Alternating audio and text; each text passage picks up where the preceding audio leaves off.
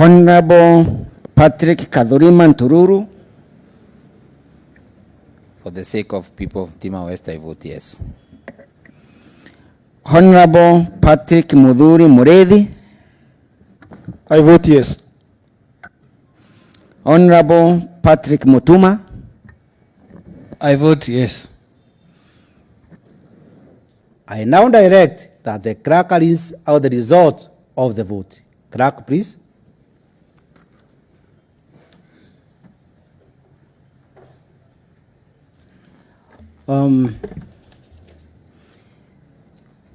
Thank you, Honorable Speaker.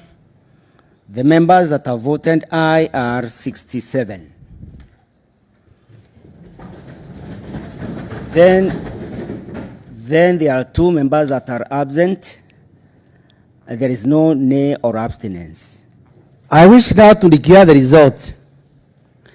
And in this juncture, the ayes are voted 67.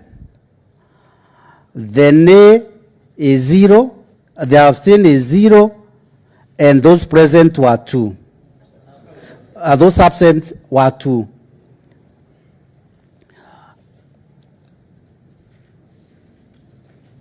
Honourable members, I wish to declare the ayes have it, and the Governor of Meru, Honourable Bishop Kawira Mwangaza, stand impeached with the Meru County Assembly. Thank you, honourable members.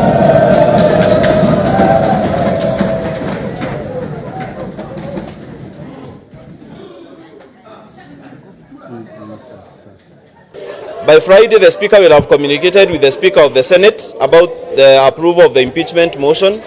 Then, within 7 days, the Speaker of the Senate has to convince a sitting of the Senate to hear the charges against the Governor. You know, the Senate is on recess right now, but within 7 days from Friday, they have to be recalled so that they can start hearing the impeachment charges against the Governor of Meru County. So upon hearing the impeachment charges, the Senate will choose either to use a committee of 11 members or a plenary of the whole House. Whichever way the Senate goes, they will have now 10 days to hear the Governor, to hear the move of the motion. So I will personally be there. Then the Governor or a representative will be at the Senate during either the committee or the plenary hearings. After that, the Senate now is expected to vote on the resolution of either the whole House or the committee now.